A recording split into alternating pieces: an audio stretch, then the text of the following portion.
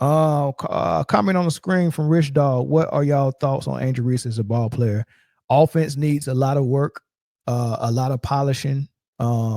She do have she's still a good rebounder. She's averaging 13 rebounds. That's probably number one in the league this year, or maybe top three. So she's averaging 13 rebounds this season. And she's still a good defender, man. She's still amongst the top in steals and blocks. So, or just steals. I don't know about blocks, but steals. Her limitations on offense comes from a couple of things. One, she got to clean up her jump shot. And if you watch her play around the rim, I think she's got the same issue my son had coming up, right? So she's ambidextrous, and I really don't. And same thing with Ben Simmons. Ben Simmons is ambidextrous. If you ever see him, he throws a lot of right hand hooks, right hand layups. He do a lot of stuff with his right hand around the rim, but he's left handed and he shoot left handed. My son, when we first put him in sports, I think we put him in basketball, and I found out he was left handed. Now I didn't originally know he was left handed because he did everything with his right hand. But when it's time for him to learn how to shoot the basketball, he was shooting left-handed. So I was like, oh, okay, my son's left-handed, right? So he shot left-handed. Then a year later, when we put him in T-ball, I bought him a glove for a left-hander. So we had a glove on his right hand, and he could not throw the ball like 5 yards. And I was like, man, why you can't throw the ball? So, I took him to the field when we practicing. And I'm like, man, why you ain't got no zip on that ball? And we just kept practicing the throwing, and he threw his glove off and switched hands and threw a straight line strike to me with his right hand. And I was like, wait, you shoot left-handed and you throw right-handed? I was like, that is crazy, right? So that's how he's ambidextrous, and, it can kind of mix you up. I think Angel, but if you ever see her down low, she throws a lot of right-handed shots, but she shoots left-handed. I don't know if her left hand is her dominant hand for real, but she shoot left-handed. And it's real fun because she got to clean it up, right? It's getting better. She can hit the jump shot, but it's not consistent yet. So that's her shooting issue.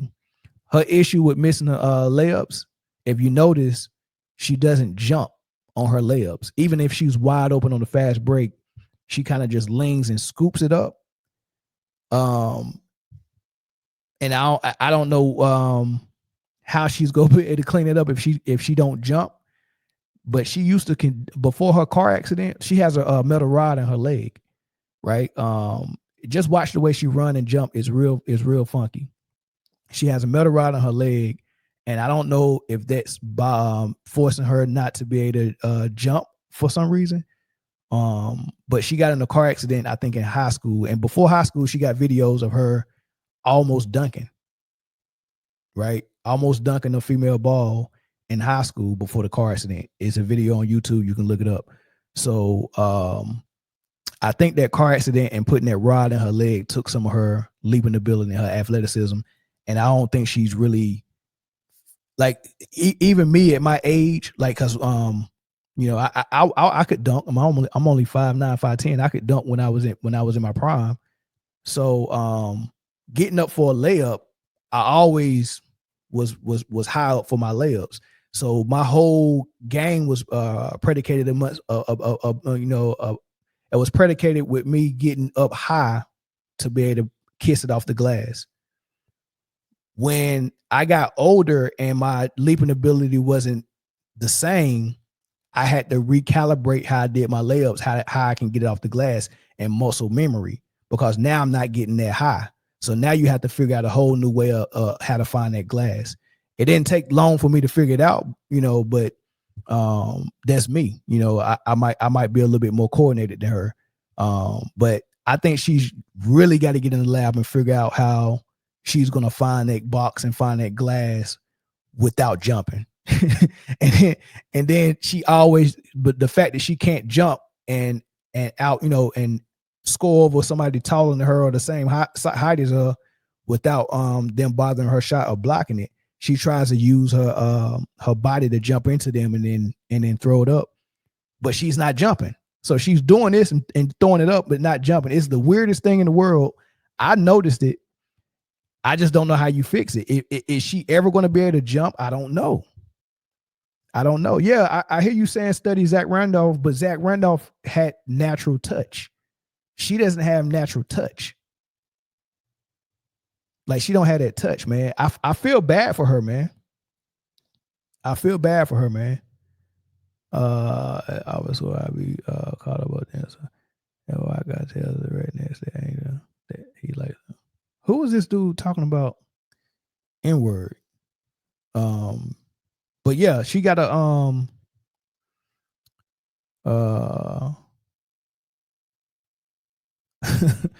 come on, man.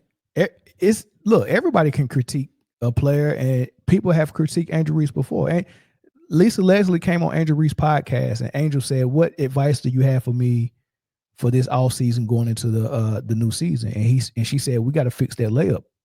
We got to fix your layups." That was critique on her own podcast. People aren't afraid to critique Angel Reese.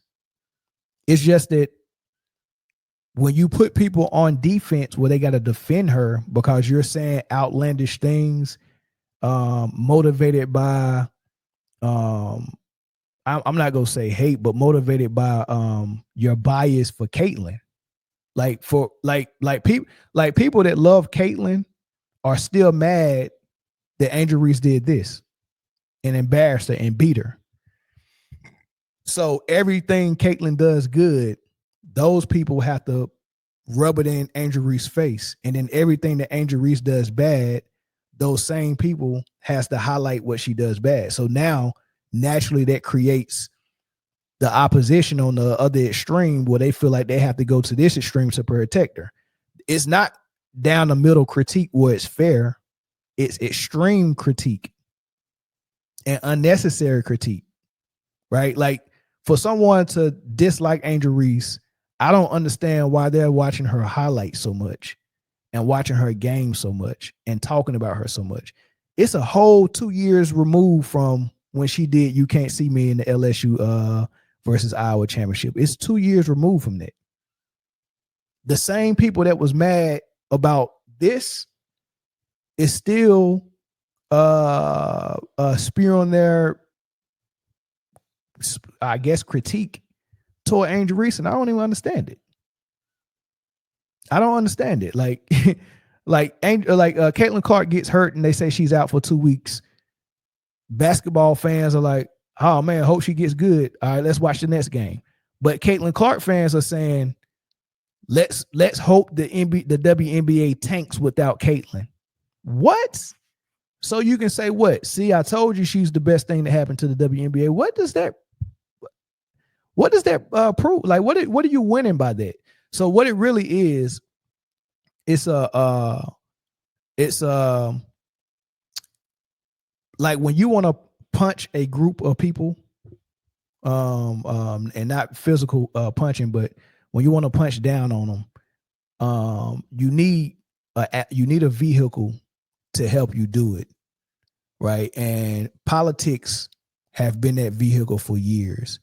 When you want to punch down on a group of people, whether it's minorities, whether LGBT community, whether women, whether people of color, whether poor people, whatever the minority is you can think of, there's a certain politic talking point where you can use politics to talk bad about those people. So when you want to talk about those minorities, you don't talk about the gays directly. You say Democrats or the right or whatever you say, or on the other end you say the left or Republicans or whatever the case may be. So I want to talk to rich people, but I ain't gonna single them out. We'll call them Republicans. Or I want to talk about white people, so we'll call them Republicans. I want to talk about black people. We'll just call them Democrats. You get what I'm saying? Well, politics is one way to do it, but now sports is also another way to do it. So when you want to punch down on black people, you just talk about Angel Reese. And that's basically what's going down. They needed this Caitlin Clark thing to give them another vehicle to get all the stuff off the chest that they want to say against certain minorities. And that's all it is. That's exactly what it is. And now you got so many people that feel defensive about it because we know that this isn't about basketball. We know you're doing this to punch down on black people. So you get so many black people coming out of nowhere defending Angel Reese because what they're really defending is who Angel Reese represent to them. Angel Reese represents black people to them, or the black people that they don't like, not the ones that voted for Trump. Not those black people. We like them, right? The black people we don't like is the one that voted for Obama and Biden, and that was about to vote for Kamala and vote for Democrats in general. And like Angel Reese. You get what I'm saying? So that's all it is, man. People are not dumb to this. People just can't verbally say it where it makes sense. But that's exactly what's going on. So when Dave Portnoy and people from Outkick the coverage, and it's very funny that the same people who push the Caitlin Clark versus Angel Reese agenda are the same people who had the same type of politics that MAGA have. It's the same people. Outkick, Barstool Sports, Dave Portnoy, these it's the same people. Fox News, Megyn Kelly, the same people. That same divide. Like you can really go Democrat, Republican, and grab the same. You can go to a Republican Party in New York in some hotel in Trump Towers, right? It's a party there. Everybody in there go have the same views about Caitlin Angel Reese.